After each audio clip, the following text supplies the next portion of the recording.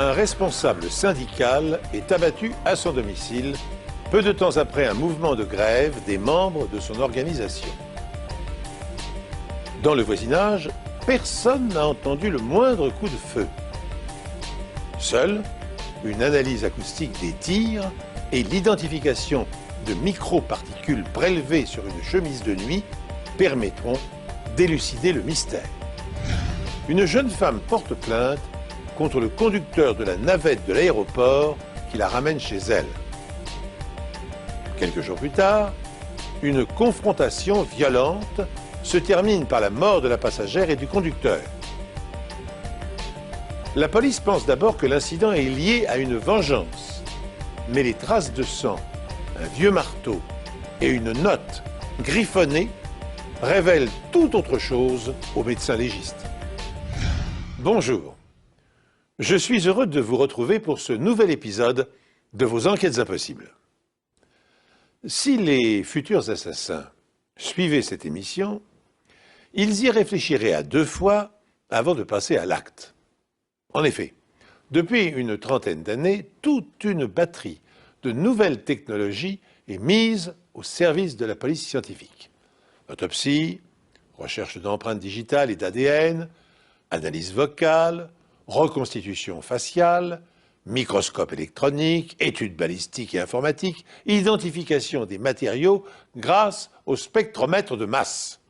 Ces outils très sophistiqués permettent de voir l'invisible et de comprendre l'inimaginable. Joe Doyle, 39 ans, dirige l'antenne locale d'un syndicat d'employés des services publics américains. Par temps glacial, il était capable de se déshabiller et de donner sa chemise s'il voyait quelqu'un grelotter, même s'il ne connaissait pas la personne. Mais vu sa carrure, il n'avait pas peur non plus de dire en face ce qu'il pensait. C'était un type bien qui ne laissait pas indifférent. Soit on l'adorait, soit on le détestait. Joe et son épouse, Katie, sont mariés depuis près de 8 ans. Le 30 juillet 1998, le couple va boire un verre dans un club privé en sortant du travail. Tôt le lendemain matin, Katie appelle la police, affolée.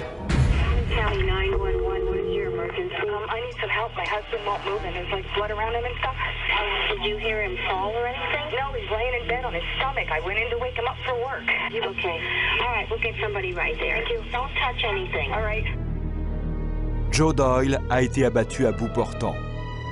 Un meurtre aux allures de règlement de compte. Lorsqu'on retrouve un cadavre avec 4 balles en pleine tête, la première question qui vient à l'esprit, c'est de savoir si la victime avait des ennemis, parce qu'évidemment, un tel crime n'est pas l'œuvre d'un ami. Aucune trace d'effraction n'est relevée sur la porte d'entrée. Par terre, la pince à billets de Joe est retrouvée vide. D'après Katie, elle contenait plus de 1 000 €. Dans ce type d'affaires, le premier suspect est toujours le veuf ou la veuve de la victime. Les mains de Katie seront analysées afin d'y déceler d'éventuelles traces de poudre dont la présence signifierait qu'elle a tiré. Le test se révélera négatif.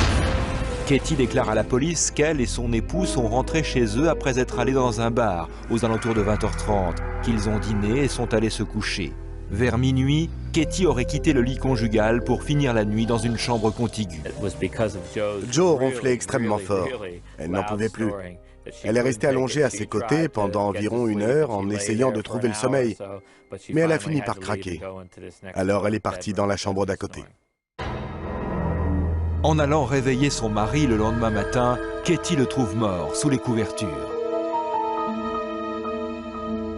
Katie est formelle, elle n'a entendu aucun coup de feu et tous ses voisins, sans exception, feront la même déclaration. Ce que je trouve particulièrement bizarre dans cette affaire, c'est que personne n'a entendu les coups de feu. Personne. Nous n'avions aucun élément sérieux suggérant que quelqu'un avait entendu des tirs cette nuit-là. Il est possible que le tireur ait utilisé un silencieux, peut-être un silencieux de professionnel intégré à l'arme. En remarquant la quantité de poussière au domicile des Doyle, la police se demande si elle ne tient pas là un moyen efficace de remonter jusqu'au meurtrier et de le confondre. Lorsqu'un meurtre se produit au sein d'un couple, l'attention de la police se porte en priorité sur le conjoint de la victime. En effet, des statistiques établissent qu'aux États-Unis, 56% des personnes interrogées disent connaître quelqu'un dans leur entourage qui a été impliqué dans une affaire de violence domestique. Pour autant, dans le cas qui nous intéresse, les membres de la famille et les amis de Joe Doyle s'accordent à penser que le couple était uni et qu'il faisait des projets d'avenir. La maison est en cours d'agrandissement et les projets ne manquent pas. Katie a affirmé à la police que Joe était l'homme de sa vie, qu'elle l'aimait plus que tout, qu'il filait le parfait amour, qu'ils avaient eu des relations sexuelles la nuit précédant le meurtre.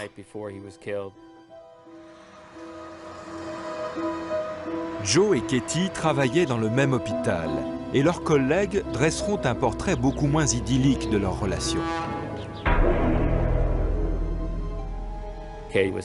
Katie aurait eu une liaison avec un collègue, se serait affichée avec lui, aurait dit être folle de George, ne plus avoir envie de son mari qu'elle trouvait trop envahissant. George était soi-disant l'amour de sa vie. George Lois est gardien du parc de l'hôpital et la police découvre que les deux tourtereaux sont bien plus que de simples amants. Elle lui achetait des bijoux. Elle lui avait versé un acompte de 1 000 $ pour l'achat d'un véhicule. Elle lui payait des vêtements, elle faisait tout pour lui, vraiment. Katie reconnaît la liaison, mais d'après son avocat, cela ne fait pas d'elle la coupable. C'était une aventure qui durait, certes, mais qui ne justifiait pas un meurtre. Sur les lieux du crime, la police trouve un indice à l'intérieur de la table de nuit qui jouxte le lit. Une boîte à pistolet. Les traces de poussière semblent indiquer qu'elle a été déplacée récemment, mais on n'y relève aucune empreinte digitale. L'arme que Joe Doyle y rangeait d'ordinaire, un pistolet Makarov 9 mm, a disparu. Voici l'une des 4 balles récupérées dans le corps de la victime, déformée par l'impact. Lors d'un tir, la balle tourne sur elle-même lorsqu'elle traverse le canon. Des stries hélicoïdales sont creusées dans l'âme du canon. Une technique qu'on appelle le rayage en spirale. Ces rainures mettent le projectile en rotation autour de son axe longitudinal et lui procurent une stabilité aérodynamique en vol. Les stries creusées à l'intérieur du canon sont les rayures, et les espaces entre ces rayures, les pas de rayures. Chaque arme possède des caractéristiques balistiques uniques, propres à sa marque. Les enquêteurs veulent déterminer si cette balle provient d'un pistolet semblable à celui de Joe Doyle. À l'aide d'un microscope de comparaison, la police scientifique va comparer la balle prélevée sur la victime à un projectile tiré d'un pistolet Makarov. Sur le Makarov, on a 4 pas de rayures avec un rayage à droite.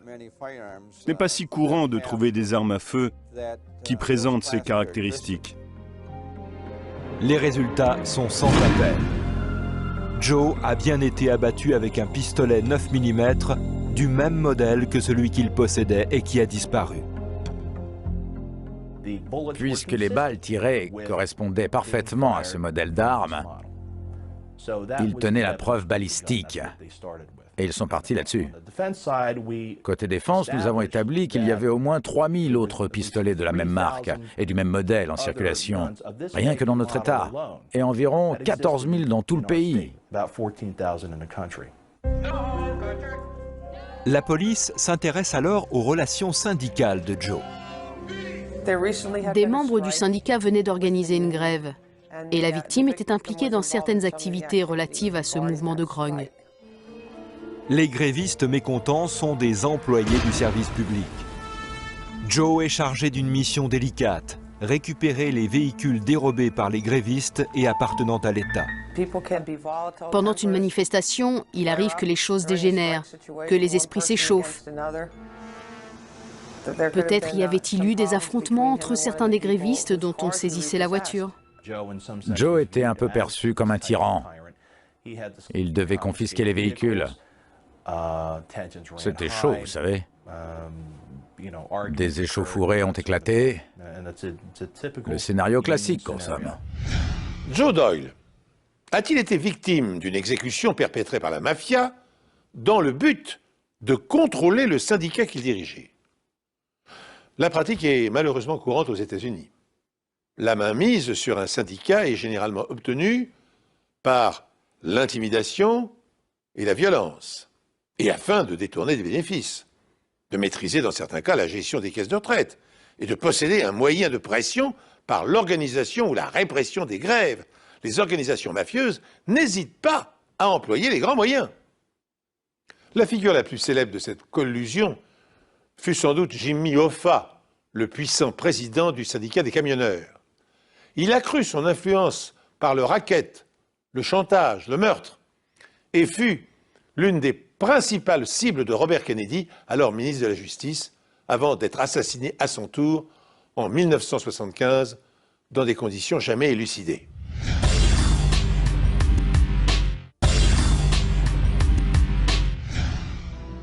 Parallèlement, Katie confie aux enquêteurs que son mari était investi dans une organisation caritative qui fait venir des enfants d'Irlande du Nord aux États-Unis pour y passer les vacances d'été. On a affaire à un homme qui a voyagé à l'étranger, dans une région du monde particulièrement chaude, théâtre d'actes terroristes et de conflits. Quiconque est doté d'un peu de bon sens explorerait cette piste pour essayer d'y trouver un éventuel lien.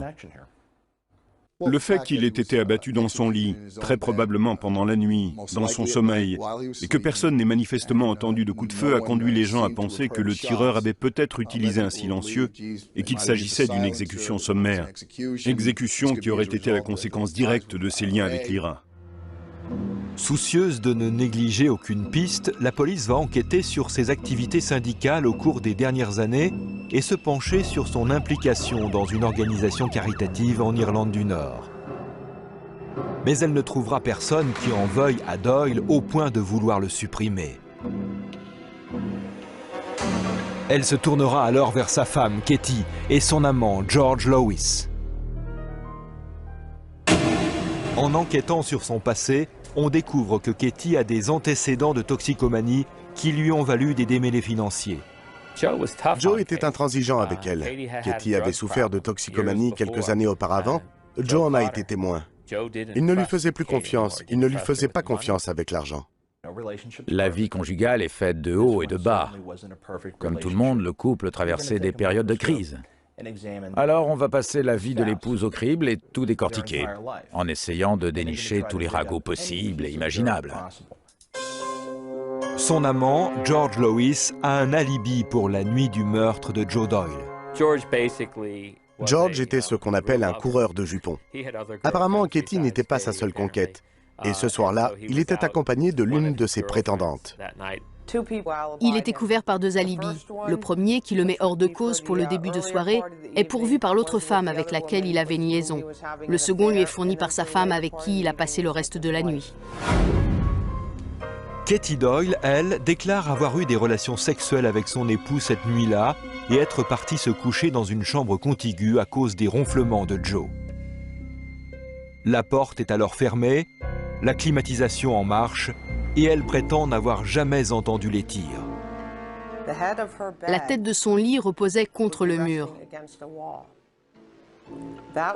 Or, le mur en question est celui qui sépare sa chambre de celle où dort la victime. Ils sont donc extrêmement proches l'un de l'autre. Il s'agit de quelques mètres seulement.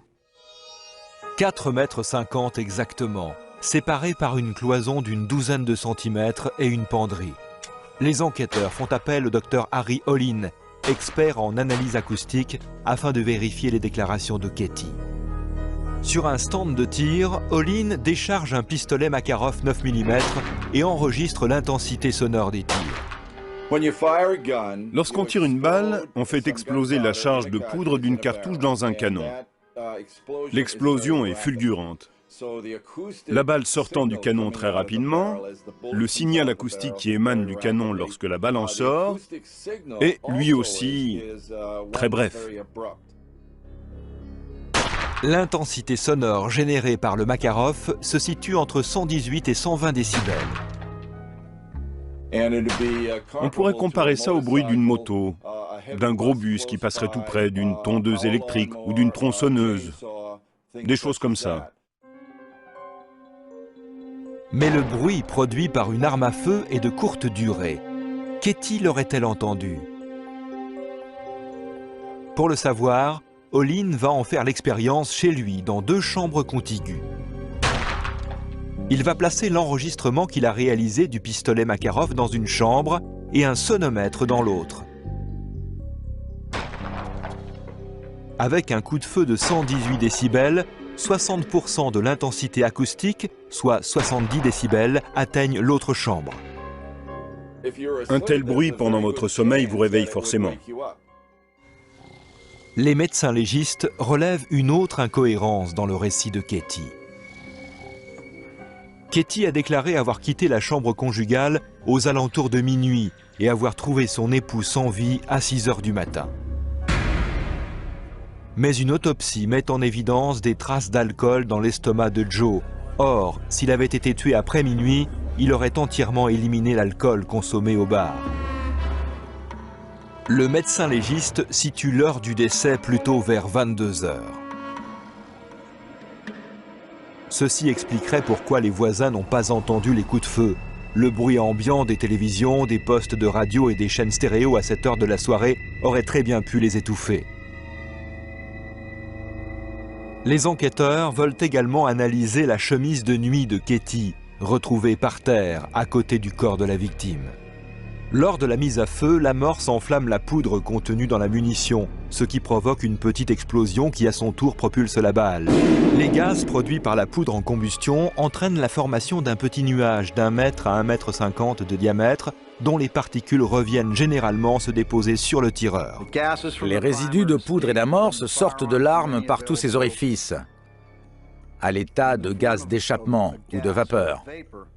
Ils se solidifient ensuite en fines particules qui vont se déposer sur les mains, sur les vêtements ou à proximité immédiate de la zone d'impact. À l'aide d'un petit disque d'aluminium recouvert d'un adhésif double face, le scientifique Skip Schwabel prélève des échantillons à la surface de la chemise de nuit. Il retire ensuite le tamponnoir de son support en plastique et le place à l'intérieur d'un microscope électronique à balayage. Les particules sont grossies et analysées afin d'en déterminer la composition chimique. La chemise de nuit de Katie en compte des milliers. On les voit ici grossies 4000 fois. Ces particules sont constituées de plomb, d'antimoine et de barium, les composants chimiques de la poudre. On n'en trouve pas à l'état naturel dans l'environnement. L'amalgame de ces 3 particules est caractéristique du résidu de tir. Schwabel détecte également des traces de poudre sur la literie tout autour du corps. On va évidemment retrouver des résidus de tir sur le lit et tout ce qui se trouve dessus. Katie a déclaré qu'elle avait retiré sa chemise de nuit et qu'elle l'avait jetée sur le lit avant de quitter son mari pour aller se recoucher dans l'autre chambre. Elle ne se souvient pas de l'endroit précis où elle l'a jetée sur le lit.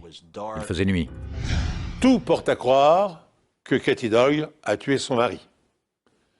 Ayant un amant auquel elle est attachée, elle possède un mobile. Elle a menti à la police en affirmant qu'elle et son mari s'étaient couchés peu après minuit, alors que le médecin légiste a établi l'heure du décès à 22 heures. Enfin, comment expliquer que des traces de résidus de poudre aient été retrouvées sur sa chemise de nuit si, comme elle le prétend, elle dormait dans une autre pièce? Pour autant, ces indices ne constituent pas encore des preuves médico-légales permettant à un procureur d'étayer son accusation devant un tribunal. Et sans preuves médico-légales, les procureurs ont de quoi avoir des soupçons, mais ne peuvent rien prouver. La police est convaincue que Katie Doyle a menti en prétendant que son mari était en vie lorsqu'elle a quitté la chambre aux alentours de minuit. D'après l'analyse du contenu gastrique de la victime, le meurtre remonterait plutôt aux alentours de 22 heures. Le relevé des appels reçus au domicile des Doyle révèle qu'un correspondant a cherché à joindre Joe peu après 22 heures. Les propos tenus alors par Katie sont éloquents.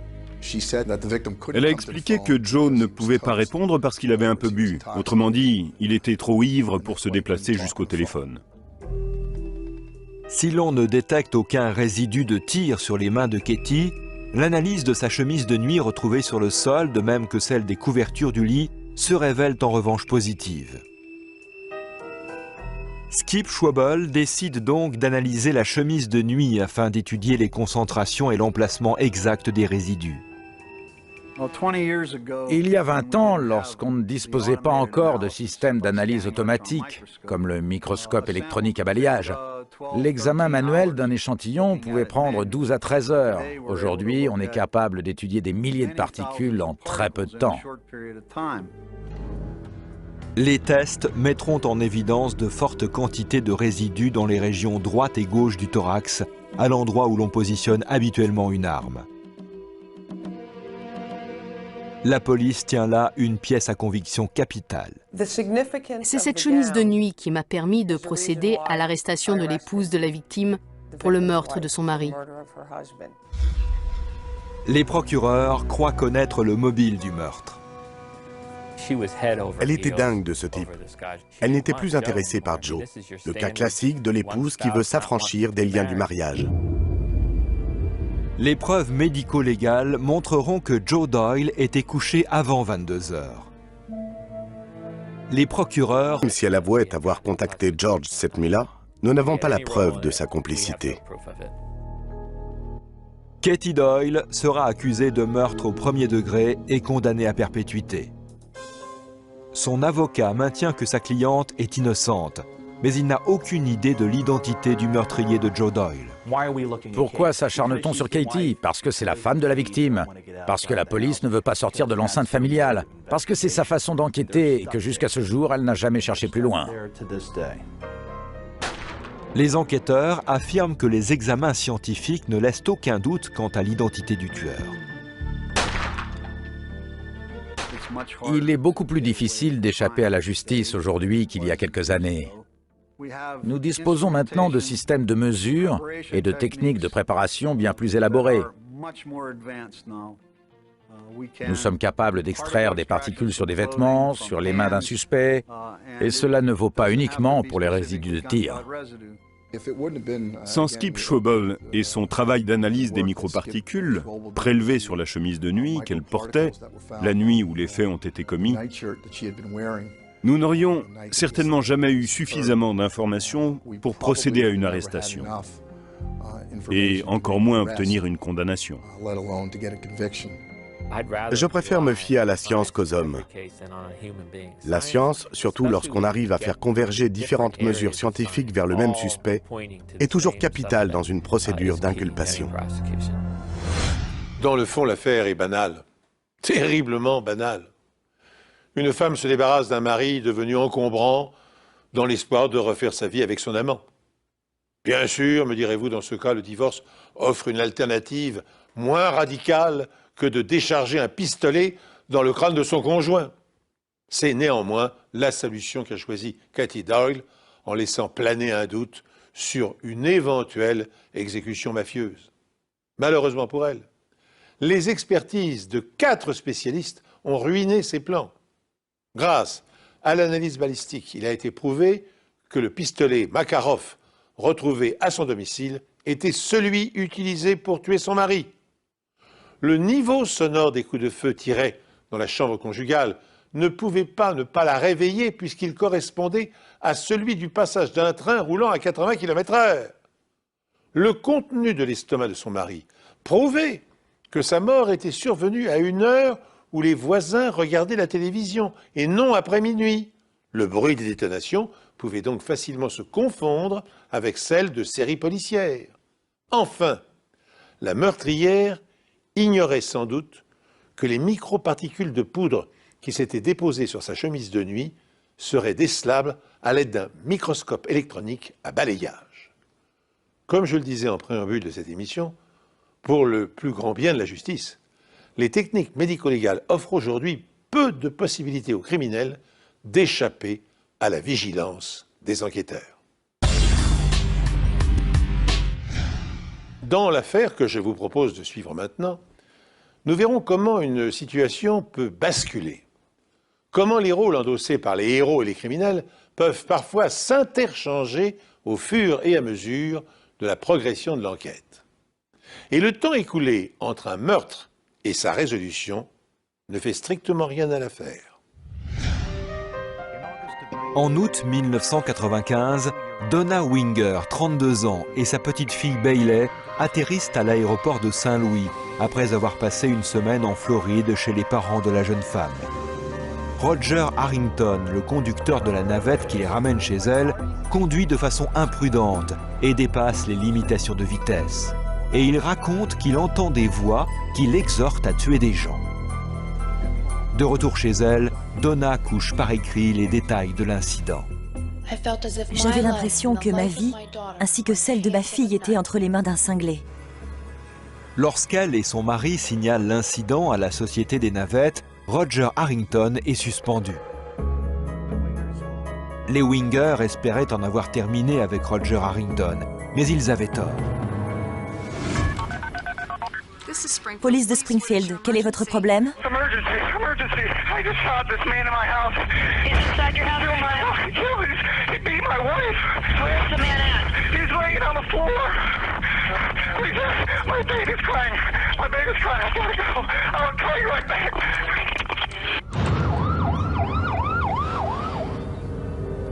Lorsque les policiers arrivent, ils découvrent Donna Winger gisant face contre terre sur le sol de la salle à manger.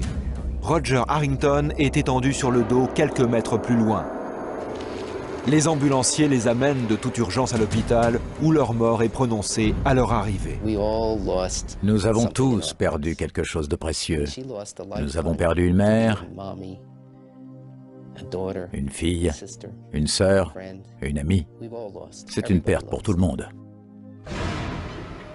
Mark Winger déclare à la police qu'il était au sous-sol lorsqu'il a entendu un grand vacarme à l'étage. Il a alors pris son arme et couru dans le couloir. Il a vu Harrington qui frappait sa femme avec un marteau et l'a abattu. Mark a lancé « C'est l'homme qui suivait ma femme. C'est l'homme qui harcelait ma famille. » Nous avons demandé à Mark pourquoi Roger était venu chez lui ce jour-là. Il a répondu qu'il n'en savait rien. La police retrouve la voiture de Harrington garée devant la maison des Winger. Le récit que Donna avait fait de l'incident de la navette avec Harrington était sur la porte du réfrigérateur.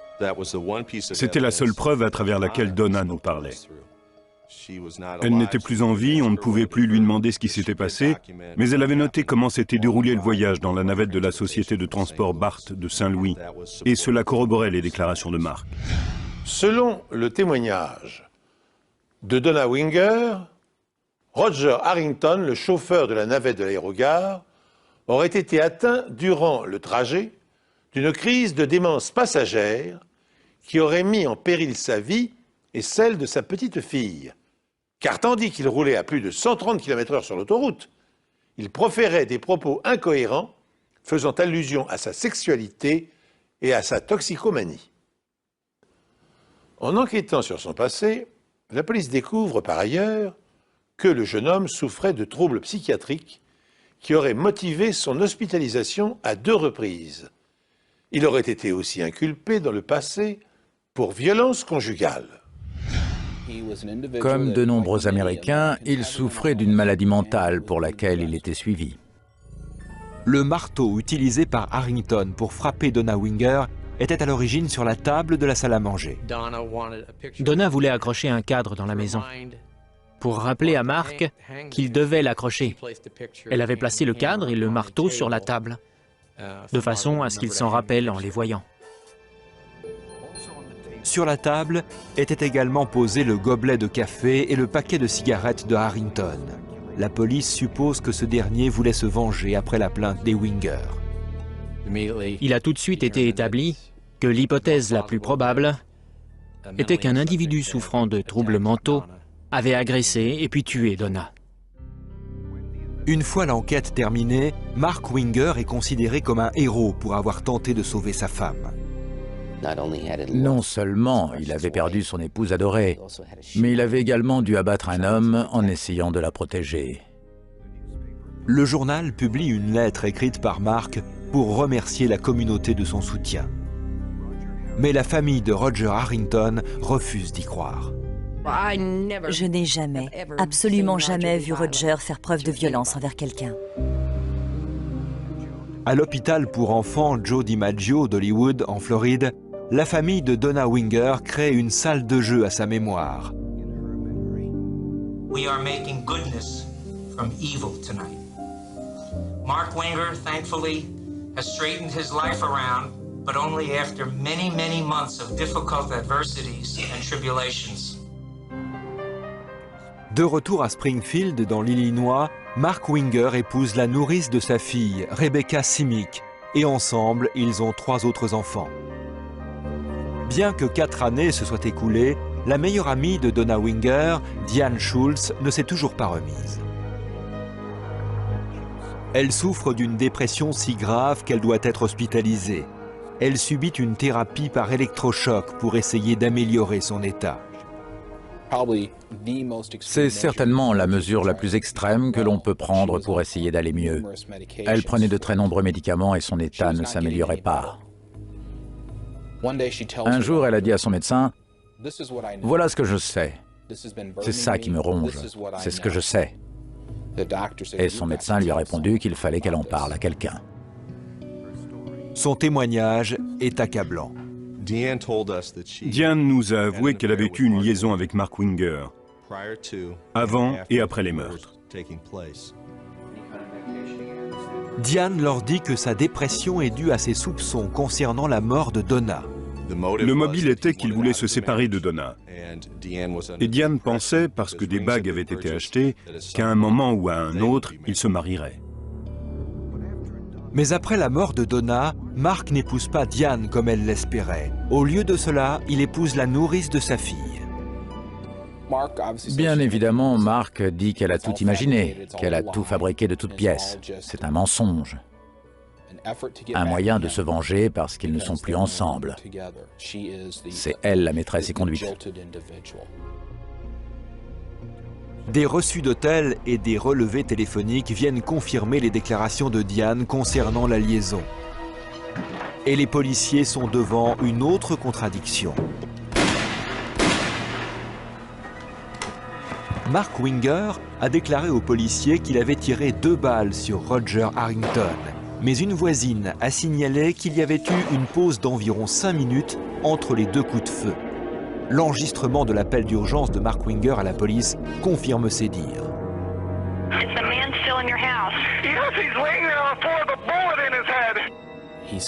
Sur la bande de la police, il dit « Il est étendu par terre avec une balle dans la tête ». Si on écoute attentivement, il dit bien « une balle ». En bruit de fond, on entend un homme gémir.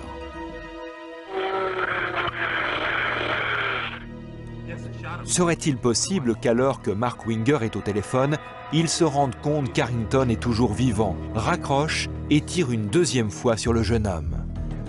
L'inspecteur Doug Williamson doute depuis le début de la version des faits de Mark Winger. Mais à ce moment-là, ses supérieurs ne sont pas de cet avis et l'affaire est classée.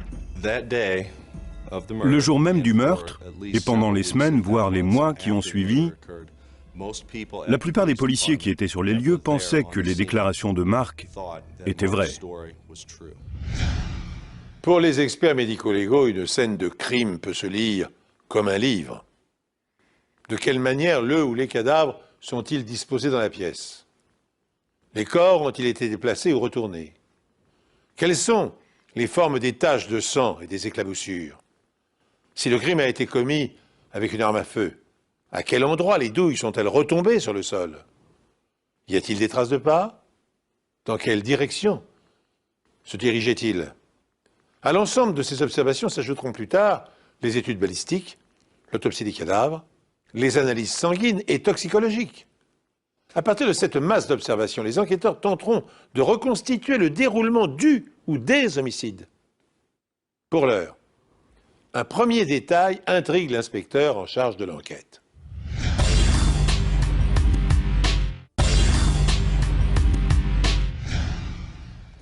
Un autre élément qui perturbe Williamson est le fait que les ambulanciers aient trouvé Donna Winger étendue sur le ventre.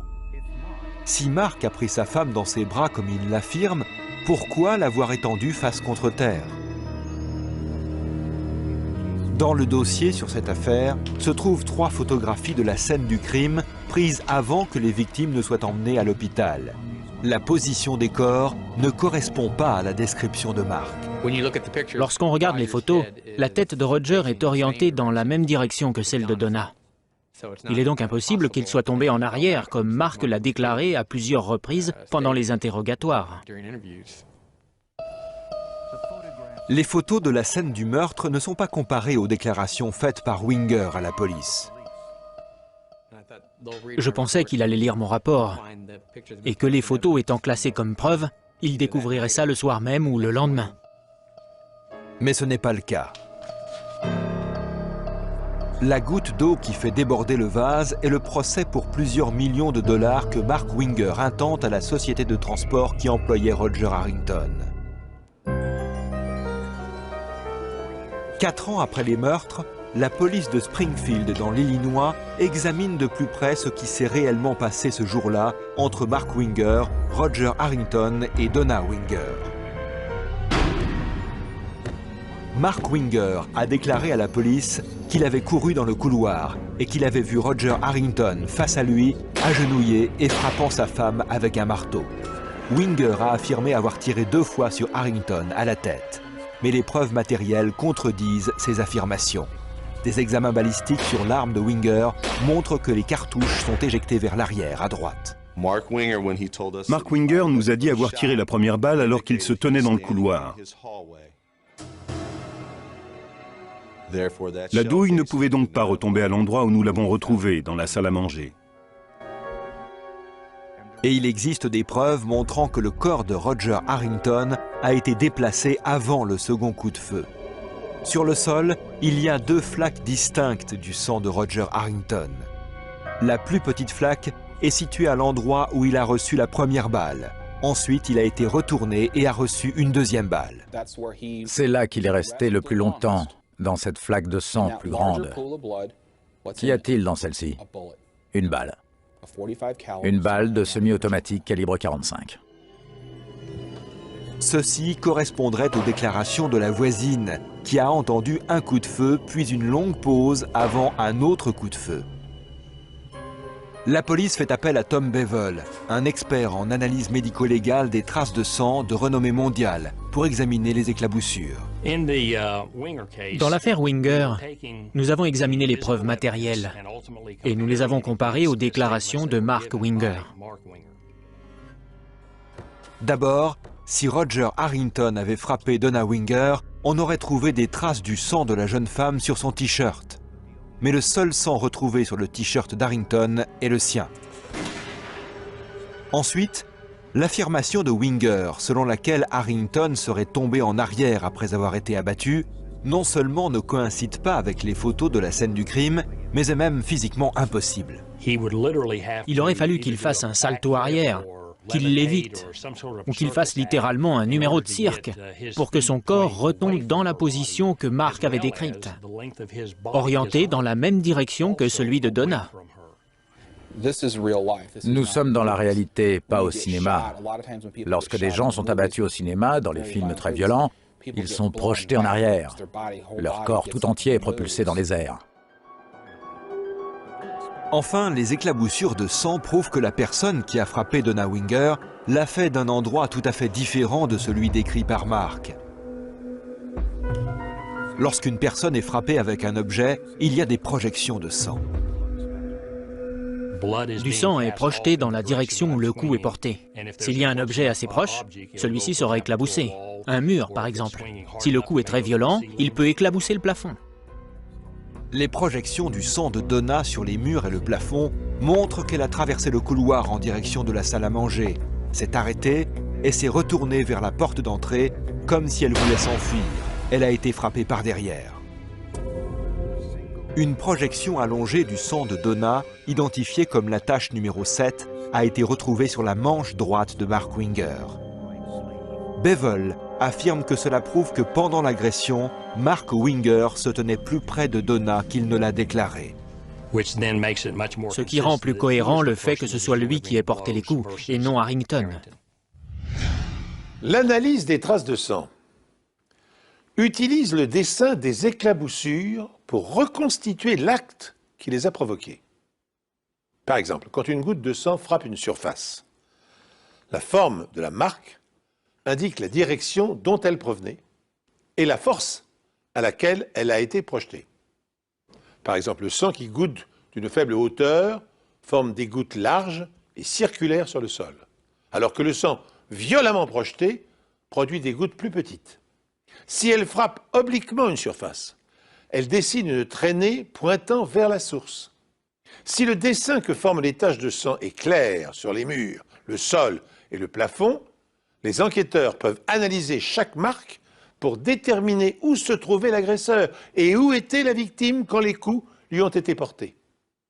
À ce stade de l'enquête, les policiers estiment que Mark Winger correspond davantage au profil du meurtrier que Roger Harrington, le chauffeur de la navette de l'aérogare. Un autre indice capital va conforter cette hypothèse. La police retrouve la preuve que Mark Winger avait invité Roger Harrington à passer chez lui ce jour-là. Les colocataires d'Harrington déclarent aux enquêteurs que Mark Winger a appelé le jeune homme chez lui, lui a donné son adresse et une heure de rendez-vous, 16h30. Une note est retrouvée dans la voiture de Harrington, corroborant leur témoignage. Elle indique l'adresse des Winger et l'heure, 16h30. La famille de Roger Harrington espère qu'un tribunal pourra innocenter leur fils et accuser l'homme qu'ils ont toujours cru responsable de la mort de Donna Winger. Je pense que Mark Winger est un individu froid, calculateur et arrogant. En 1995, les enquêteurs font de Mark Winger un héros pour avoir abattu un intrus qui, selon lui, s'en prenait à sa femme. 4 ans plus tard, les opinions ont radicalement changé. Et Mark Winger est accusé des meurtres de Roger Harrington et de sa propre femme, Donna. C'est tout à fait le genre d'intrigue qu'un écrivain aimerait inventer.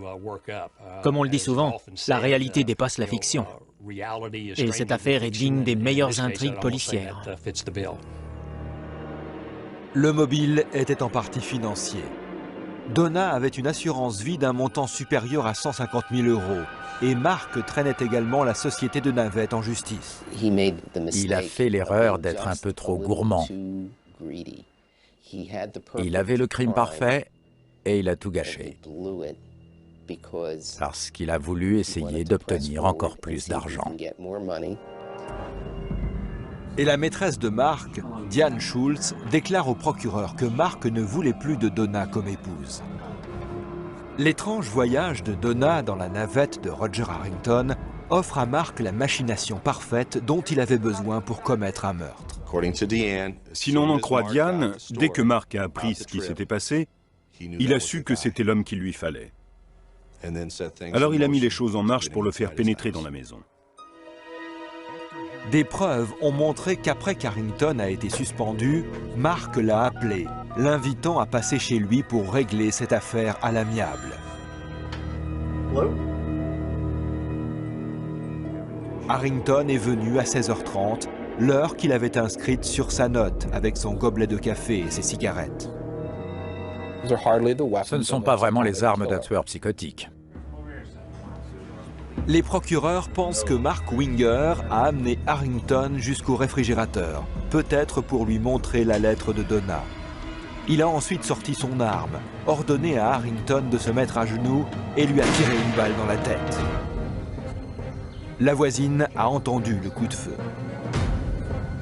Et Donna aussi. Elle s'est retournée vers la porte d'entrée. Mark l'a frappé avec le marteau, provoquant les projections de sang dans un endroit qui ne correspond pas à ce qu'il a dit à la police.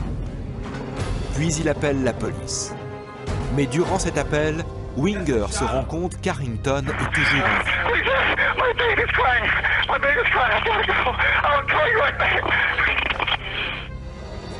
Mais au lieu de se rendre dans la chambre de sa fille, Winger retourne Harrington et lui tire une deuxième balle dans la tête. La voisine entend ce coup de feu 5 minutes après le premier. Il l'a achevé, il l'a exécuté. Les 2 fois, il lui a tiré dans la tête. Mais la seconde fois, il s'est assuré que Roger Harrington ne survivrait pas. Quelques instants plus tard, l'opératrice rappelle. This is the police department. We've got officers en route. I need to know what's going on there. My wife is dying on the floor. Wait, is she still alive? I think so. Les photos de la police prises sur les lieux montrent que les pieds de Roger Harrington étaient orientés dans la même direction que ceux de Donna, ce qui ne correspond pas à la version des faits de son mari. Une photo parle plus que des mots. Celle-ci nous disait que les mots de Mark n'étaient pas vrais. Il mentait. Bien que Mark continue de proclamer son innocence, il est jugé, reconnu coupable des 2 meurtres et condamné à perpétuité sans possibilité de libération conditionnelle. Les preuves médico-légales ont démontré que Roger Harrington n'était pas un meurtrier, mais une victime innocente prise au piège d'une machination diabolique visant au meurtre. Les analyses médico-légales sont déterminantes. Roger était l'assassin et Mark le héros. Et on a découvert que le nom d'Harrington avait été traîné dans la boue, sans justification.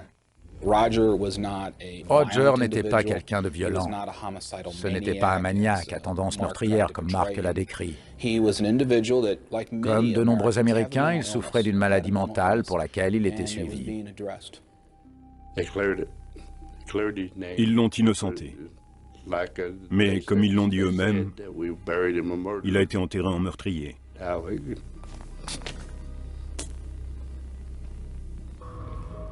Comme je le dis très souvent, la beauté des preuves médico-légales, la beauté d'une empreinte digitale, la beauté de l'ADN, c'est qu'elles n'ont pas d'intérêt, de préjugés ou de mobiles. Elles sont ce qu'elles sont. Et la constance des preuves médico-légales dans cette affaire a permis de dénoncer les autres preuves. Elles ont permis de montrer aux juges, aux jurys, à notre communauté, ce qui s'était réellement passé. Et j'étais reconnaissant de les avoir. Oui, merci à vous, Tom Bevel. Et j'espère un jour pouvoir vous rencontrer. Accusé d'avoir commis un double homicide avec préméditation, Mark Winger a été arrêté, jugé et condamné à purger une peine d'emprisonnement à vie et incompressible. Son plan machiavélique consistait à profiter de la faiblesse mentale d'une tierce personne pour lui faire endosser la responsabilité de l'assassinat de son épouse. Son stratagème a fonctionné pendant 4 ans. Le temps pour lui d'épouser la babysitter de sa fille, de lui faire 3 enfants, de convoiter l'assurance vie souscrite par sa femme et de percevoir éventuellement des dommages et intérêts de la société de transport, responsable, selon lui, d'avoir mis la vie de sa femme en danger. Le cynisme de certains meurtriers ne connaît pas de limite. C'est sur cette note bien sûr peu réjouissante que se termine cette émission. Merci de nous rester fidèles. Rendez-vous bientôt sur cette antenne pour un nouvel épisode de vos Enquêtes Impossibles.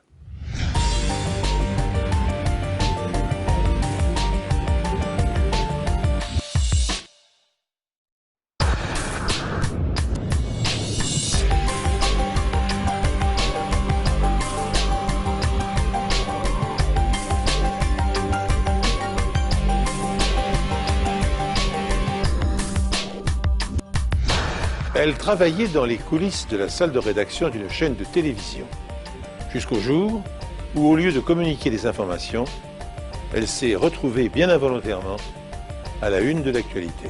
La scène de crime témoigne de l'extrême violence de l'agression. Pour élucider cette affaire dramatique, les enquêteurs auront besoin d'une analyse ADN, d'un profil comportemental et d'une expertise informatique. Quand la police se rend sur le lieu du drame, elle découvre un témoin inhabituel. Le mari de la victime est en effet un inspecteur de la brigade criminelle. Il prétend que sa femme a succombé à un accident. Grâce à une photo, au sang analysé par un médecin légiste et à la flexibilité d'un tendon, le mystère sera éclairci. Bonjour, je suis heureux de vous retrouver pour ce nouvel épisode de vos Enquêtes impossibles. Dans les années 1930, Edmond Locard, le précurseur de la criminalistique moderne, affirmait que victimes et criminels offrent aux policiers suffisamment d'indices pour être, dans presque tous les cas, identifiés ou démasqués. Compte tenu des techniques restreintes dont disposaient les enquêteurs de l'époque, cette réflexion traduisait un réel optimisme.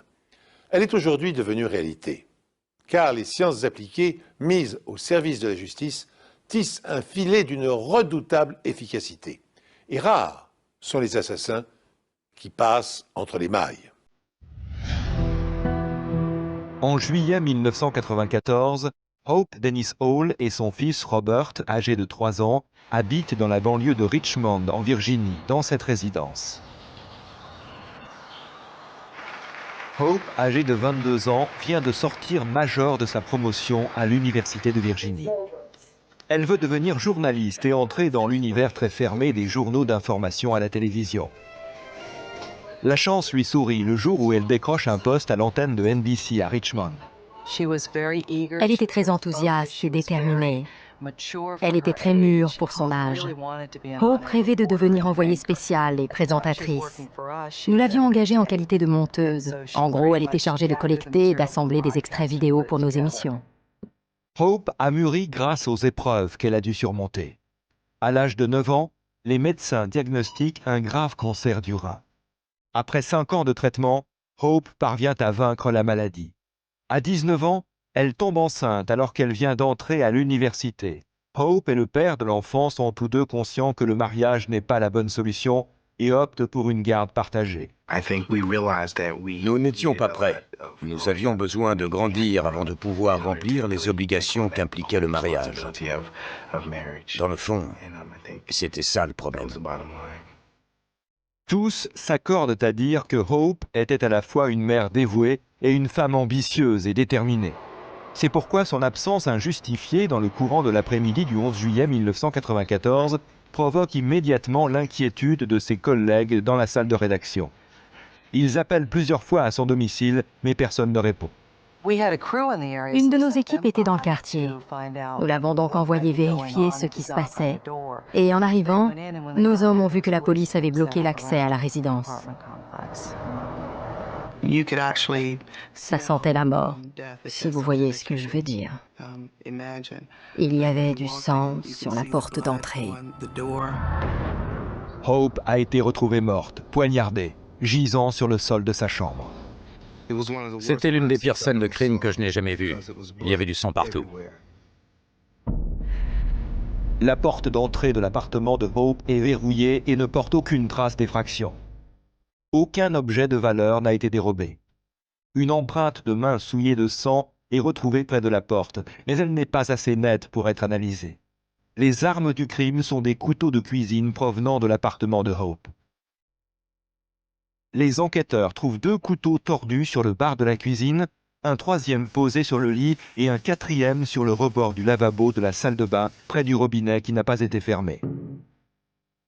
Dans la cuisine, la police découvre des bris de verre tachés de sang. Des gouttelettes de sang séché mènent de la cuisine à la chambre. Le téléphone est par terre, dans la chambre. Il a été arraché des bouts. Hope ne méritait pas ça. Personne ne le mérite. Alors que les policiers passent les lieux au peigne fin, ils s'aperçoivent qu'un élément capital a manifestement disparu de l'appartement de Hope, son fils. Qui a tué Hope Dennis Hall, la jeune monteuse de la télévision? Personne ne lui connaissait d'ennemi, et le vol n'est apparemment pas le motif de l'agression. Seconde énigme, le fils de 3 ans de la jeune femme a disparu. Dans un premier temps, cette information rassure les policiers, car le petit garçon n'a pas assisté au meurtre de sa mère et a lui-même échappé au carnage. A-t-il été kidnappé? Les policiers contactent aussitôt le principal suspect, Robert Kinney, le père de l'enfant. Je me souviens, j'étais chez ma mère.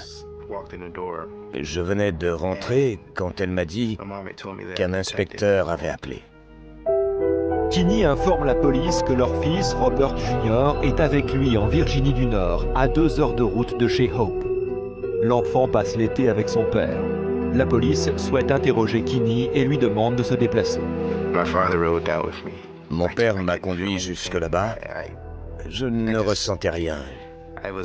J'étais comme un zombie. Les enquêteurs pensent que Hope connaissait son agresseur car la porte d'entrée était verrouillée. Cette personne possédait nécessairement une clé. C'était une porte à peine dormant qui ne pouvait être verrouillée que de l'extérieur. Nous devons retrouver le coupable. Quand quelqu'un s'acharne à poignarder une personne, lui tranche la gorge 3 fois et la laisse pourrir sur le sol, il recommencera à coup sûr.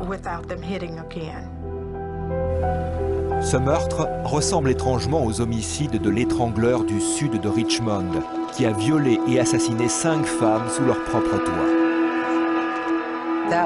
Cette affaire a déclenché un vent de panique au sein de la population.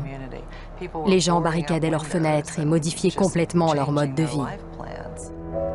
Timothy Spencer, l'étrangleur du sud de Richmond, a été exécuté peu de temps avant le meurtre de Hope Hall. Son affaire a marqué l'histoire judiciaire des États-Unis, car il a été le premier condamné à mort, inculpé grâce aux analyses ADN. Le procès de Timothy Spencer a sensibilisé les autorités judiciaires sur l'importance des preuves ADN. À la suite de l'affaire Spencer, les législateurs de Virginie ont créé la première banque de données ADN du pays. Elle centralise les profils ADN de tous les criminels incarcérés en Virginie sur support informatique. Beaucoup de criminels ont tendance à récidiver une fois sortis de prison. De retour sur les lieux du crime, les médecins légistes découvrent sur les débris du verre cassé dans la cuisine des traces de sang étranger, certainement laissées par le tueur. Le tueur a également laissé des traces de sang sur le couteau abandonné sur le rebord du lavabo.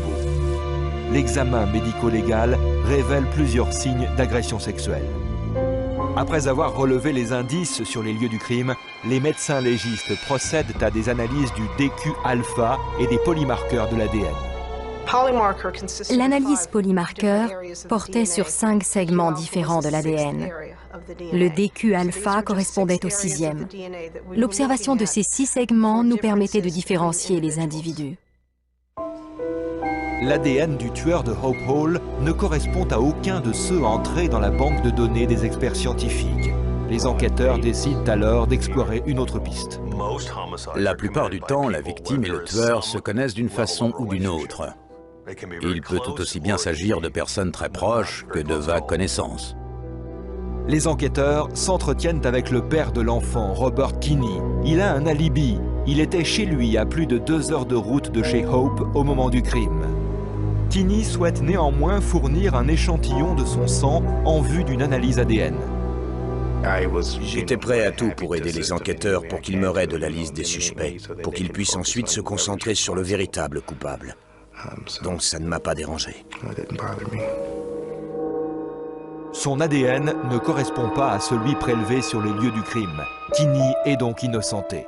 Un réel soulagement. Être convaincu d'un fait et en avoir la preuve scientifique sont 2 choses différentes. Je sentais au fond de moi que ce n'était pas lui. La comparaison d'échantillons d'ADN pour identifier un criminel ou une victime date de 1984. On la doit à Alec Jeffrey, un généticien britannique. Il a mis au point une technique de représentation visuelle des séquences de l'ADN. Ressemblant à des codes-barres, elles figurent sous la forme de 2 colonnes de barres parallèles de différentes épaisseurs qui correspondent aux chromosomes hérités du père et de la mère. C'est la signature, l'empreinte génétique de celui qui a fourni l'ADN. Elle est unique et ne subit aucune modification au cours de l'existence. Depuis la découverte de Jeffrey, la technique n'a pas cessé de s'affiner. Elle constitue aujourd'hui une preuve médico-légale d'une redoutable efficacité. Les policiers ayant disculpé Robert Kinney, le père de l'enfant, ils se penchent maintenant sur le passé et le mode de vie de la victime.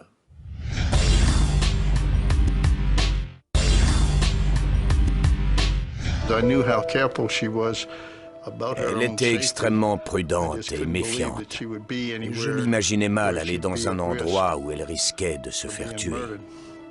Nous n'avons trouvé aucun élément pouvant indiquer qu'elle était sortie et qu'elle avait peut-être rencontré un homme dans un bar qu'elle aurait ensuite ramené chez elle. Mais bientôt, les enquêteurs découvrent deux témoins potentiels. Deux voisins affirment avoir vu un homme torse nu sortir en courant de la résidence de Hope la nuit du meurtre. D'après eux, il avait des tatouages sur le bras et le torse qui ressemblaient à des symboles grecs. Il s'agissait d'une sorte de fer à cheval barré d'un éclair, l'emblème d'Omega Sci-Fi. Omega Sci-Fi est une confrérie d'étudiants de l'université locale. Les amis et collègues de Hope déclarent que le signalement de l'inconnu pourrait correspondre à la description d'un homme avec qui Hope était récemment sorti. Selon eux, Hope aurait affirmé qu'il s'était montré violent lorsqu'elle avait voulu mettre un terme à leur relation. L'ancien petit ami en question s'appelle Leroy Quick. La police découvre qu'il porte des tatouages d'Omega Sci-Fi sur le bras et le torse. Les deux témoins identifient Quick parmi un groupe d'anonymes comme étant celui qu'ils ont vu sortir de la résidence de Hope en courant. Les enquêteurs sont persuadés d'avoir mis la main sur le coupable. Police made a break in this case just before sunrise. Around 6 a.m., they arrested 29-year-old Leroy D. Quick III. Nous avons tous été surpris parce qu'elle ne nous avait jamais parlé de lui. Les collègues de travail de Hope informent la police que la jeune femme et Quick s'étaient rencontrés l'été précédent. Quick nie être en possession des clés de l'appartement de Hope. Il nie s'être rendu chez elle la nuit des faits et nie également toute implication dans le meurtre. L'affaire était pleine de rebondissements. Nous pensions voir le bout, nous pensions être sur le point de découvrir ce qui s'était passé, mais finalement, ce n'était pas le cas. Les enquêteurs sont stupéfaits d'apprendre que l'ADN de Leroy Quick ne correspond pas aux empreintes génétiques recueillies dans l'appartement de Hope. C'était assez surprenant car des témoins l'avaient identifié et affirmaient qu'il était sorti de l'appartement en courant, torse nu, puis avait sauté dans une voiture avant de partir en trombe. Heureusement qu'il y avait les tests ADN. Sans ça, ils auraient tout mis sur le dos de Leroy Quick. Les enquêteurs interrogent à nouveau des centaines de voisins, amis et membres de la famille de Hope au cas où un détail leur aurait échappé. Rien. Rien du tout. Et vous pouvez me croire, nous avons interrogé énormément de personnes. Je pense pouvoir affirmer sans trop me tromper que nous avons interrogé presque tous les habitants de la résidence Halcombe Manor. Une année entière s'est écoulée et le meurtrier de Hope Hall n'a toujours pas été identifié. Les parents de la jeune fille refusent de baisser les bras. Ils restent en contact avec la police et écrivent à des dizaines de législateurs pour solliciter leur aide et retrouver le meurtrier de leur fille. Deux raisons nous motivaient. Il avait non seulement tué Hope, mais il continuait de constituer une menace publique. C'était très frustrant pour tout le monde. Sa mère était bouleversée et elle était vraiment angoissée à l'idée de ne pas savoir ce qui était arrivé à sa fille. Après avoir innocenté les deux principaux suspects, les médecins légistes procèdent à une seconde analyse plus détaillée de l'ADN du tueur grâce à la technique dite de polymorphisme de longueur des fragments de restriction, également appelée RFLP. À cette époque, l'analyse RFLP est le test ADN le plus performant. Elle permet de mesurer divers segments d'ADN du tueur afin d'identifier les longueurs caractérisant chaque individu. Cela permet de différencier mon ADN du vôtre avec plus de précision. Le profil génétique du meurtrier de Hope, plus récent et plus précis, est à nouveau entré dans la banque de données ADN de Virginie. L'ordinateur compare ce profil à celui des 8000 criminels incarcérés en Virginie. J'avais consacré beaucoup de temps à examiner ce cas. C'était donc un peu devenu mon affaire. De tous les dossiers que j'avais étudiés, c'était celui-là qui me tenait le plus à cœur. 2 années auparavant, la recherche des profils ADN n'a pas abouti, mais cette fois, elle porte ses fruits. Les échantillons de sang et de sperme prélevés dans l'appartement de Hope Hall correspondent à ceux de Shermaine Johnson. L'ADN de Shermaine Johnson a été répertorié dans la banque de données à la suite de 2 condamnations pour viol. Ces crimes avaient été commis dans des circonstances étrangement similaires à celles de l'affaire de Hope Hall.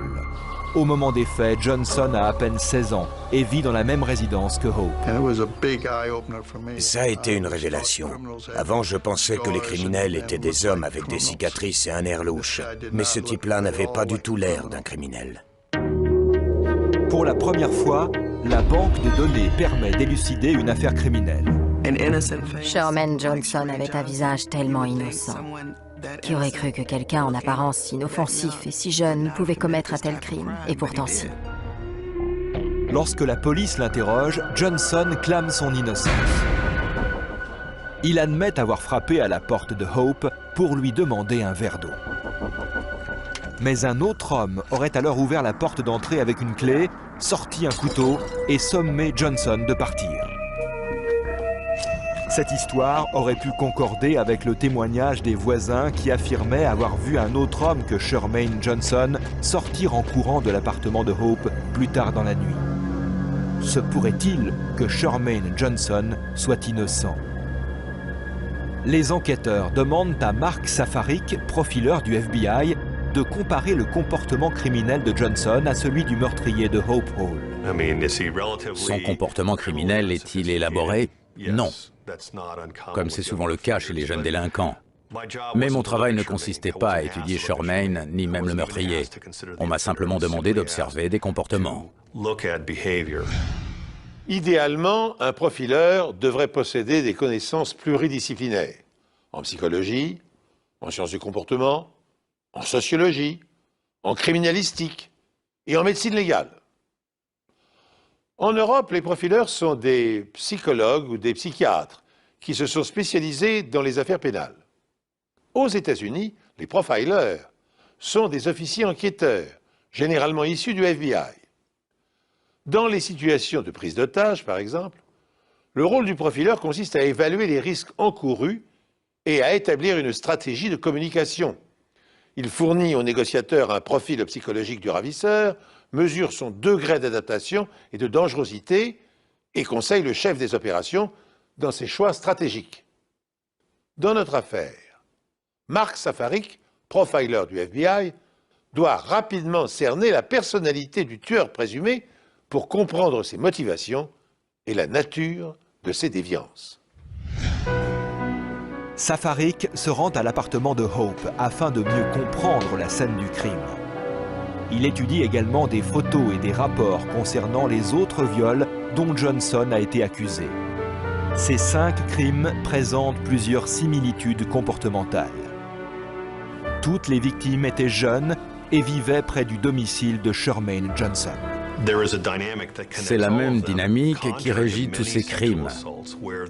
Contrairement à beaucoup d'agresseurs sexuels qui abordent, enlèvent et violent leurs victimes au même endroit, ce jeune homme cherche d'abord à enlever ses victimes, puis à les emmener dans un lieu différent pour ensuite les violer.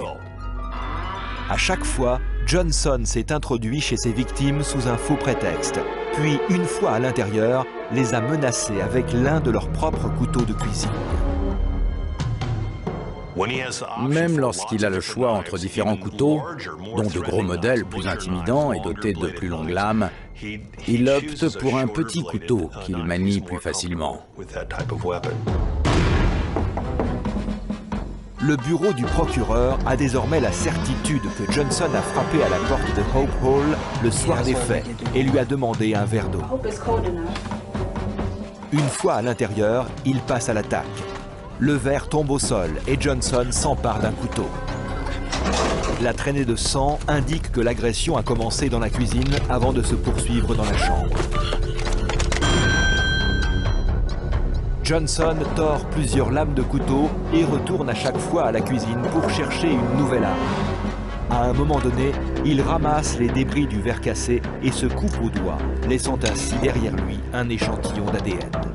Les preuves indiquent qu'après avoir tué Hope Hall, Johnson s'est lavé les mains dans la salle de bain, mais n'a pas réussi à faire disparaître toutes les traces de son sang. Il a essayé d'effacer les preuves et il était peut-être blessé. Il aurait donc laissé le robinet couler. Peut-être voulait-il simplement nettoyer le couteau, mais ça n'a pas suffi. Mais une question reste sans réponse. En supposant que les témoins ont correctement identifié Leroy Quick, pourquoi ce dernier est-il sorti en courant de l'appartement de Hope cette nuit-là? Le procureur pense que Quick n'a rien à voir avec le meurtre. Mais il se peut que Quick se soit rendu chez la victime cette nuit-là. Il se serait servi d'une clé pour entrer et aurait alors découvert le corps de Hope. Craignant d'être accusé du meurtre, il se serait enfui en verrouillant la porte derrière lui. Cependant, Quick nie cette version des faits. Sherman Johnson fut quant à lui jugé pour le meurtre de Hope Hall et condamné cette fois à la peine capitale. Pour moi, cet homme est un animal. Je tiens fermement à assister à son exécution. S'il n'y avait personne pour administrer l'injection létale, je n'hésiterais pas à le faire moi-même. Les enquêteurs affirment que c'est grâce aux preuves ADN, à l'informatique et à l'initiative qui a permis de centraliser les profils ADN de tous les détenus de l'État que Sherman Johnson a finalement pu être traduit en justice. Nous avons interrogé tous les habitants de la résidence et à aucun moment le nom de Sherman Johnson n'a été cité. Sans la banque de données ADN, sans cette preuve médico-légale, je pense que nous n'aurions jamais élucidé cette affaire. Nous faisons pression pour créer une banque de données ADN transnationale. Les criminels ne restent pas statiques. Ils se déplacent de ville en ville, d'État en État et de pays en pays. Nous voulons faire comprendre à ces gens que où qu'ils aillent, leur crime ne restera pas impuni, parce que la justice et les techniques ADN les attendent au tournant. Au moment des faits, Sherman Johnson était mineur et vivait à New York avec sa grand-mère. En juillet 1994, il était venu passer quelques jours de vacances chez des proches en Virginie. Dans les 2 ans qui suivirent l'agression de Hope Hall, il viola 2 autres femmes. Arrêté, il fut condamné à une peine de 100 ans de prison, assortie de la peine de mort.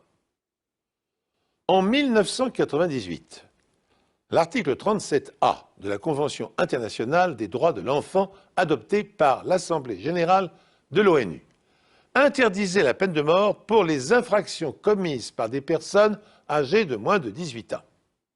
Johnson bénéficia de cette disposition et sa peine fut commuée en détention à perpétuité. En 2005, la Cour suprême des États-Unis supprima à son tour la peine capitale pour les mineurs, estimant qu'elle violait le 8e amendement qui interdit les châtiments cruels et inhabituels. Aurions-nous la naïveté de croire que les tueurs appartiennent à une catégorie d'individus qu'il serait possible de répertorier? Il existerait ainsi d'un côté des profils de délinquants et de l'autre des personnes au-dessus de tout soupçon. La réalité est malheureusement bien différente. Et ceux auxquels nous pourrions logiquement accorder notre confiance se transforment parfois en prédateurs sans foi ni loi. Pilar Sogneuse Nicolao a grandi dans plusieurs pays.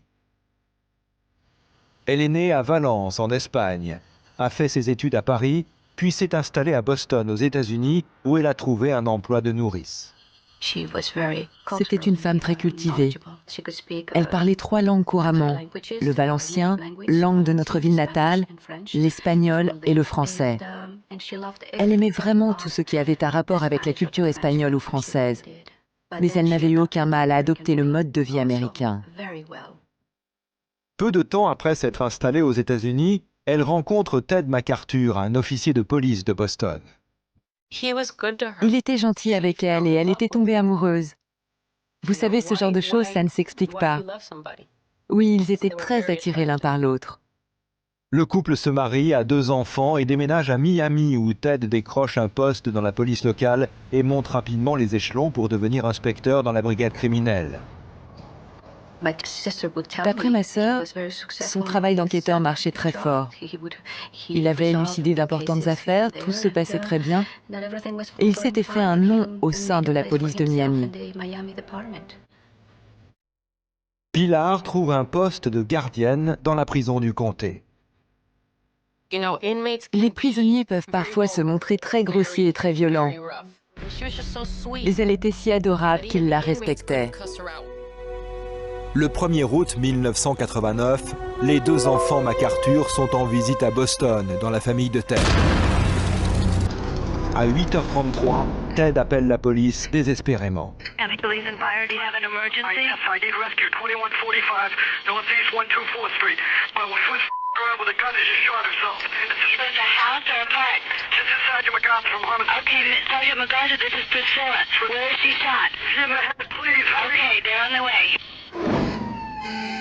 Quelques minutes plus tard, une ambulance arrive. Ted effectue les gestes de premier secours sur Pilar, mais en vain. 8 minutes après leur arrivée, les secouristes prononcent le décès de Pilar, morte des suites d'une blessure par balle à la tête. Don Slovonic est chargé de l'enquête. Il reconnaît Ted MacArthur, un collègue de la brigade criminelle. Je ne le connaissais pas vraiment, juste de nom.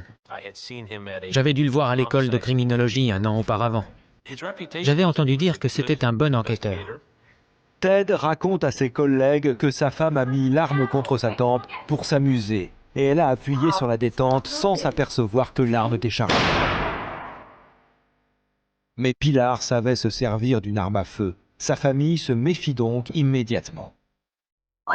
Je ne pense pas qu'elle aurait pu faire une chose aussi stupide. Elle était plus intelligente et maligne que ça. Non, c'est tout à fait impossible. On ne joue pas avec une arme. Surtout quand on appartient aux forces de l'ordre. C'est ce qui nous a mis la puce à l'oreille.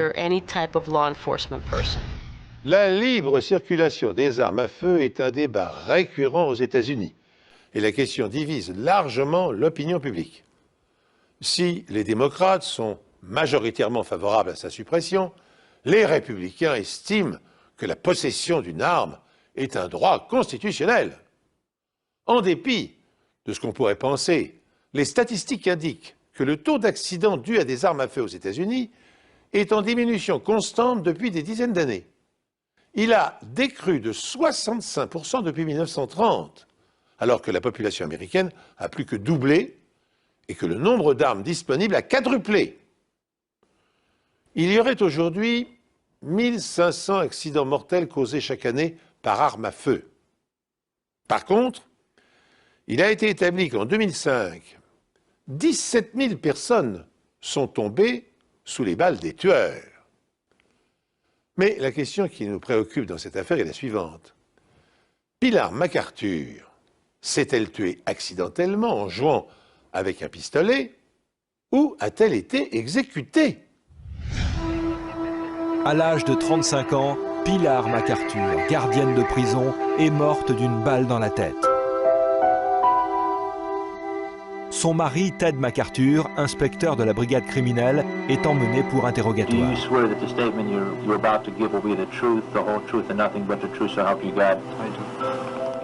Ted déclare que Pilar dormait et que pour rire, il a utilisé un pistolet à eau pour la réveiller.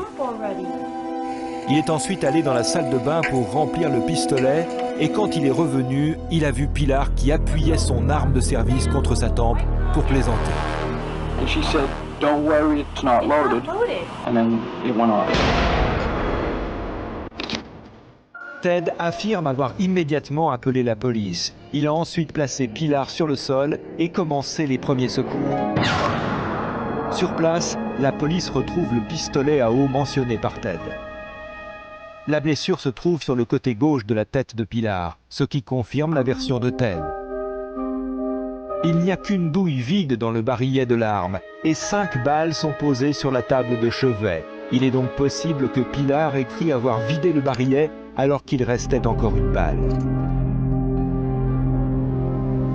Les enquêteurs font des analyses sur les mains de Ted pour chercher les traces de poudre qui prouveraient que c'est lui qui a tiré. Les résultats sont négatifs. Mais Slovenik a trop d'expérience pour se baser sur la simple parole d'un collègue. En interrogeant les amis, les proches et les collègues du couple, Slovenik découvre que leur mariage battait de l'aile. Il y a bien quelques personnes qui nous ont dit des choses positives sur lui, mais la plupart des gens que j'ai interrogés n'avaient pas une très bonne opinion de lui. Il n'était pas très apprécié. Pilar confie à des amis que son mari dépense leur argent plus vite qu'il ne le gagne. Elle m'a dit qu'il lui arrivait de retirer 200 ou 300 $ d'un coup, et elle ne savait pas à quoi lui servait cet argent. Plusieurs mois avant sa mort, il lui est arrivé de faire un chèque pour payer ses courses, sans savoir qu'il avait déjà utilisé tout l'argent et qu'elle faisait un chèque en bois. C'est en ouvrant le portefeuille de son mari que Pilar découvre la cause de toutes ces dépenses. C'était la photo d'une femme assise sur un lit, en petite tenue. Je lui ai demandé ce qu'elle avait fait. Elle a répondu qu'elle lui en avait parlé. Il a répondu que c'était lié à une affaire sur laquelle il travaillait. Mais Pilar travaille dans le milieu et elle sait pertinemment que le numéro inscrit au dos de la photo ne correspond pas au code d'une affaire. C'est là qu'elle a décidé de mener sa propre enquête, elle toute seule, plutôt que d'engager quelqu'un. Elle a commencé à le suivre et à interroger des gens. Et un jour, alors qu'elle était dans un bar, elle l'a vu avec la fille de la photo. Pendant l'interrogatoire, je lui ai demandé s'il avait une liaison. Il a commencé par nier, et puis il a avoué. Il voyait bien une autre femme, mais il ne voulait pas donner son nom. Alors je lui ai dit, « Vous ne comprenez pas, vous n'avez pas le choix.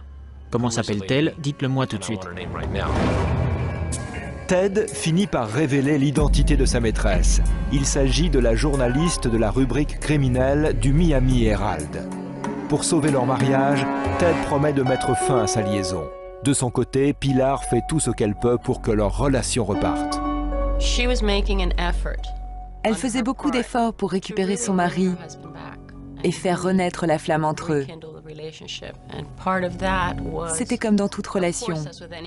On fait plus attention à soi, on perd du poids, on se maquille, on change sa façon de s'habiller et on porte des dessous plus affriolants. Ce genre de choses. Ted promet à Pilar de lui acheter une voiture de luxe d'une valeur de 30 000 $ et de verser un acompte pour une nouvelle maison. Quelques jours avant la mort de Pilar, Ted organise une soirée romantique pour sa femme. Il allume des bougies, lui fait couler un bain et apporte la télévision jusque dans la salle de bain pour qu'elle puisse regarder ses programmes préférés en se détendant. Il a placé la télé sur le bord et l'a branchée. Puis, il a prétendu avoir oublié quelque chose. En sortant de la salle de bain, il se cogne accidentellement contre le téléviseur qui tombe dans l'eau. Craignant d'être électrocuté, Pilar pousse le téléviseur hors de l'eau. Il a dit que ce n'était qu'un accident et qu'il était vraiment désolé.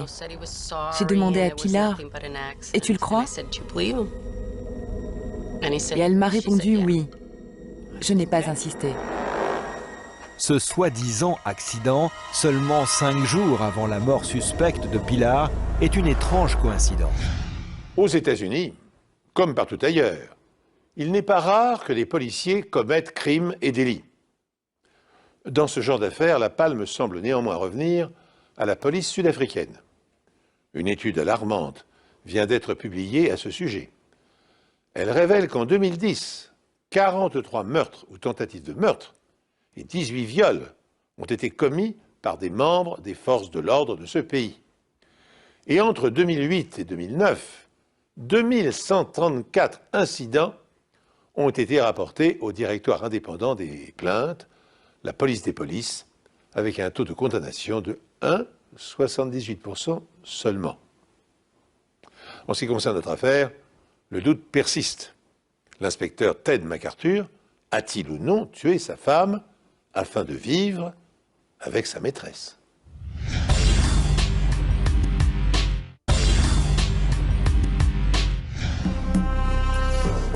Les enquêteurs demandent au médecin légiste Henry Lee d'examiner la chambre de Pilar MacArthur afin de déterminer ce qui s'est vraiment passé le jour de sa mort.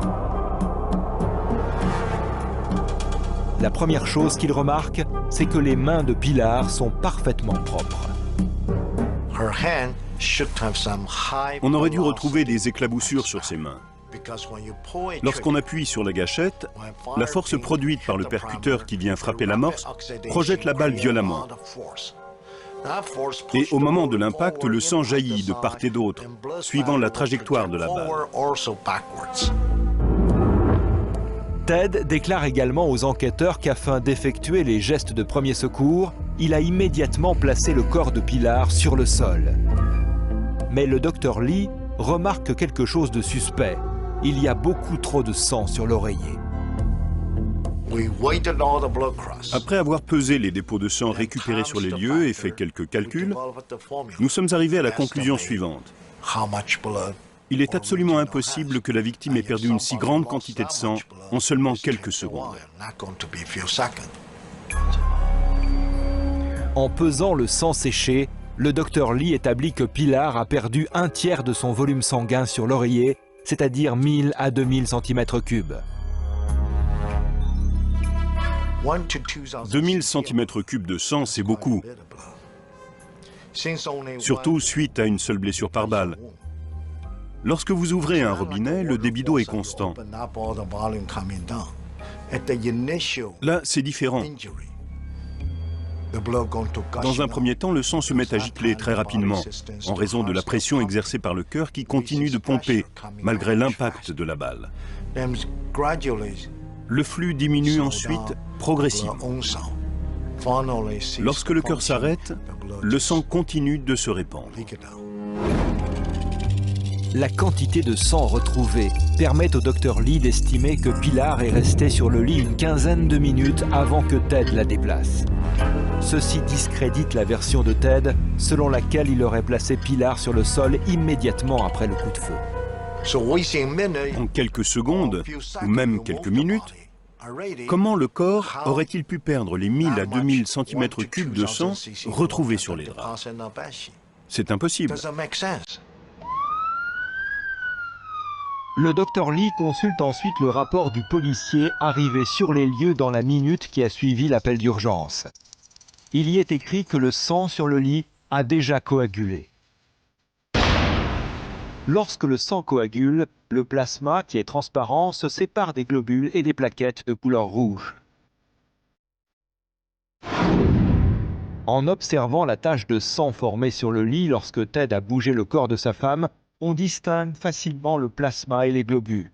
Ceci indique clairement que le corps de Pilar a été déplacé après la coagulation. Pour réaliser l'expérience qui va lui permettre d'établir le temps nécessaire à la coagulation, le docteur Lee prélève 500 cm3 de son propre sang. Nous ne pouvions pas utiliser du sang de la Croix-Rouge car il contient un conservateur, le DTA. Nous devions donc prélever du sang frais. Afin de mieux comprendre ce qui s'est réellement passé sur la scène de crime, le docteur Lee prélève 500 cm3 de son sang et observe le processus de coagulation. Il constate qu'à température ambiante, il faut attendre de 15 à 20 minutes pour que le plasma se dissocie des globules et des plaquettes. Dès lors, une conclusion s'impose. Pilar est morte bien avant l'arrivée des secours. Cette constatation contredit le témoignage de son mari, qui affirme avoir alerté les secours immédiatement après le coup de feu mortel. Si le corps avait été déplacé sur le champ, la tache de sang serait uniforme et il serait impossible de distinguer le plasma. Le corps est donc resté sur le lit pendant la mise en scène du crime.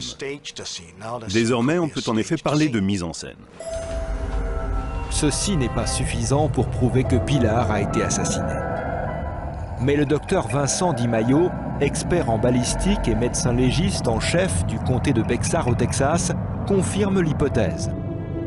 La première chose qu'il constate, c'est que la blessure se trouve sur le profil gauche de la victime, alors que Pilar était droitière. Le fait qu'elle se soit servie de sa main gauche ne suffisait évidemment pas à prouver qu'il mentait. Mais ça nous a mis la puce à l'oreille et nous a incité à nous pencher un peu plus sur cette affaire. Le docteur Di Maio relève l'empreinte du canon sur la peau de Pilar, ce qui lui permet de déterminer la position exacte de l'arme. La balle a été tirée à bout portant et grâce à l'empreinte du canon sur la peau de la victime, j'ai pu établir l'orientation exacte de l'arme au moment du coup de feu. En reproduisant la position et l'orientation de l'arme en fonction de la trajectoire suivie par la balle, il fait une découverte intéressante. Laissez-moi vous montrer. Si vous levez le bras de cette façon, en orientant l'arme dans cette direction, il y a un problème. Votre main est tellement tordue que vos tendons sont étirés et qu'il vous est impossible d'appuyer sur la gâchette. Vous pouvez essayer autant que vous voulez, vous n'y arriverez pas. Dans cette position, aucun problème. Mais dans celle-ci, impossible. Cela élimine la thèse de l'accident et celle du suicide, prouvant dans le même temps que quelqu'un d'autre a appuyé sur la gâchette. Or, Ted McArthur est la seule autre personne présente dans la chambre ce matin-là. En fait, l'arme a été placée contre son visage, dans cette position. Et ironiquement, la personne qui nous a réellement permis de résoudre cette affaire et de prouver que c'était bien un homicide, c'est le mari. Grâce à son témoignage et aux conclusions de l'autopsie, son mensonge ne faisait plus aucun doute. Ted McArthur proclame son innocence devant les médias. I faced the death penalty in this case. I was offered a plea early on in this case. I wouldn't plead to making an illegal left turn in connection with this case. I did absolutely nothing wrong. There are enough real homicides in Dade County that occur on a regular basis than to try to take an accidental death for whatever the reasons are and to turn it around and to do this. Les procureurs pensent que c'est l'argent qui a poussé Ted à commettre ce meurtre de sang-froid. Les relevés bancaires du couple révèlent que Ted dépense sans compter pour sa maîtresse. Il n'a pas les moyens d'acheter une maison et une voiture. Il n'aurait jamais acheté de maison, parce qu'il n'en avait pas les moyens. Il n'aurait jamais acheté de voiture non plus, parce qu'il n'en avait pas les moyens. Tout ça lui permettait simplement de faire croire à sa femme qu'il essayait de sauver leur mariage. Et Ted souscrit une assurance vie de près de 250 000 $ pour sa femme Pilar. 5 semaines avant sa mort. Cela est vraiment suspect. Grâce à cette assurance, Ted touchera près de 470 000 $ si Pilar meurt accidentellement. Les procureurs pensent que Ted a tué sa femme et maquillé le meurtre en accident pour résoudre ses problèmes d'argent, mettre un terme à son mariage et recommencer une nouvelle vie avec sa maîtresse. Il empoche l'argent, reçoit la compassion de tous et il jouit d'une excellente réputation. Personne n'oserait le mettre en doute. Près de 4 ans après la mort de Pilar, Ted McArthur est inculpé de meurtre au premier degré. Lors du procès, McArthur apparaît détendu, confiant et répète que Pilar s'amusait quand elle s'est tiré une balle dans la tête accidentellement.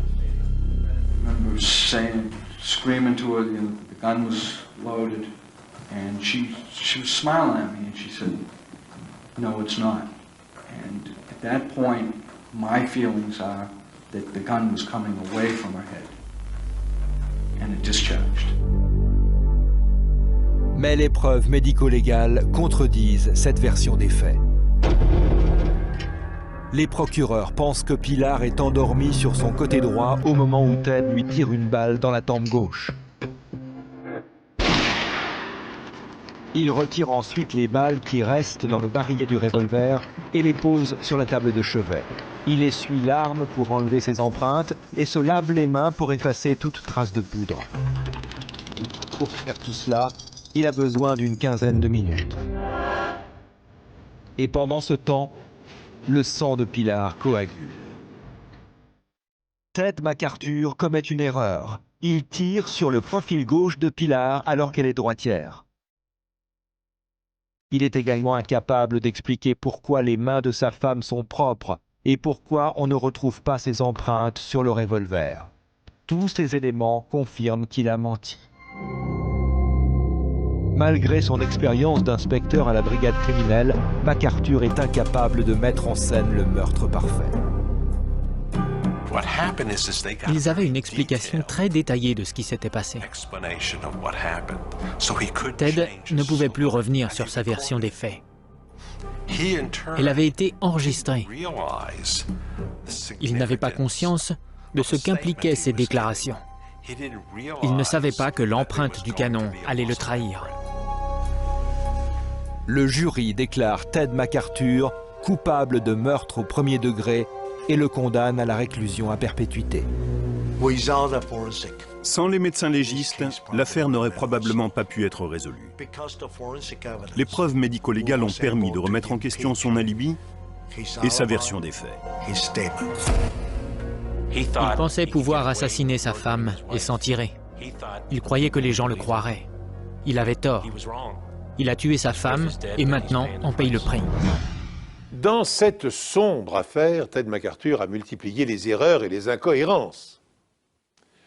Il a tiré une balle dans la tempe gauche de sa femme, à bout portant. Si cette dernière avait réellement voulu tirer, étant droitière, elle aurait pressé la détente sur la partie droite de son crâne, et les enquêteurs auraient trouvé des traces de poudre sur son visage et du sang sur sa main droite.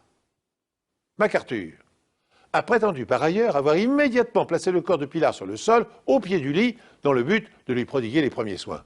Or, le médecin légiste a constaté que le sang avait eu le temps de se coaguler pendant une quinzaine de minutes, ce qui prouve qu'il y avait mise en scène. Deux éléments étayent la thèse du meurtre. McArthur avait une maîtresse, et il avait souscrit une assurance vie dont il espérait bénéficier si son épouse était décédée à la suite d'un accident mortel.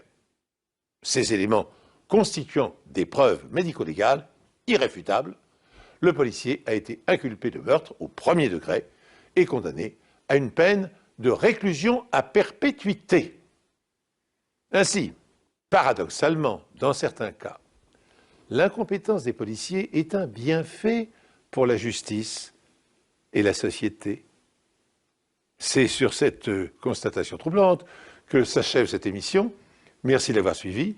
Je vous donne rendez-vous bientôt sur cette antenne pour un nouvel épisode de vos Enquêtes impossibles.